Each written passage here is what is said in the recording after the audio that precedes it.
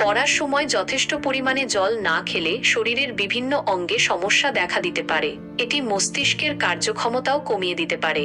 পর্যাপ্ত জল না খাওয়ার ফলে কি কি সমস্যা হতে পারে? মস্তিষ্কের কার্যক্ষমতা কমে যাওয়া। মস্তিষ্কের 70% জল দিয়ে গঠিত, তাই পর্যাপ্ত জল না পেলে মস্তিষ্ক ঠিকভাবে কাজ করতে পারে না। ফলে মনোযোগ কেন্দ্রীকরণ করা কঠিন হয়ে পড়ে, মনে হয় ঘুম আসছে, মাথা ব্যথা হয় এবং স্মরণশক্তি কমে যায়। শরীর শুষ্ক হয়ে যাওয়া। জল না খেলে ত্বক শুষ্ক হয়ে যায়, ঠোঁট ফেটে যায় এবং চোখে জ্বালাপোড়া অনুভূত হয়। ক্লান্তি। জল শরীরে শক্তি সরবরাহ করে, তাই জল না খেলে শরীর দুর্বল হয়ে পড়ে এবং ক্লান্তি অনুভূত হয়। হজমের সমস্যা। জল হজম প্রক্রিয়ায় সাহায্য করে। যথেষ্ট জল না খেলে কোষ্ঠকাঠিন্য, অম্বল এবং গ্যাসের সমস্যা হতে পারে। কিডনির সমস্যা।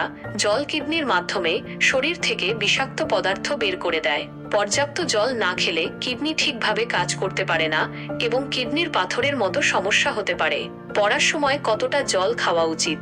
একজন স্বাস্থ্যবান ব্যক্তির দৈনিক প্রায় 2-3 লিটার জল পান করা উচিত। তবে শারীরিক পরিশ্রম, আবহাওয়া এবং অন্যান্য কারণের উপর নির্ভর করে জলের প্রয়োজনের পরিমাণ বাড়তে পারে।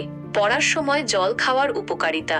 মনোযোগ বাড়ায়, স্মরণশক্তি বাড়ায়, শরীরকে হাইড্রেটেড রাখে, ত্বকের স্বাস্থ্য ভালো রাখে, হজম শক্তি বাড়ায়, কিডনিকে সুস্থ রাখে।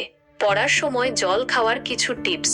পাশে একটি বোতল পানি রাখুন এবং নিয়মিত সিপ করে জল খান। পড়ার আগে, পরে এবং পড়ার মাঝখানে বিরতির সময় জল খান। ফলের রস, নারকেল পানি ইত্যাদিও পান করতে পারেন। জলের পরিবর্তে কার্বোনেটেড পানীয় বা কফি চা খাবেন না। সুতরাং পড়ার সময় যথেষ্ট পরিমাণে জল পান করে নিজেকে সুস্থ রাখুন এবং পড়াশোনায় মনোযোগ বাড়ান।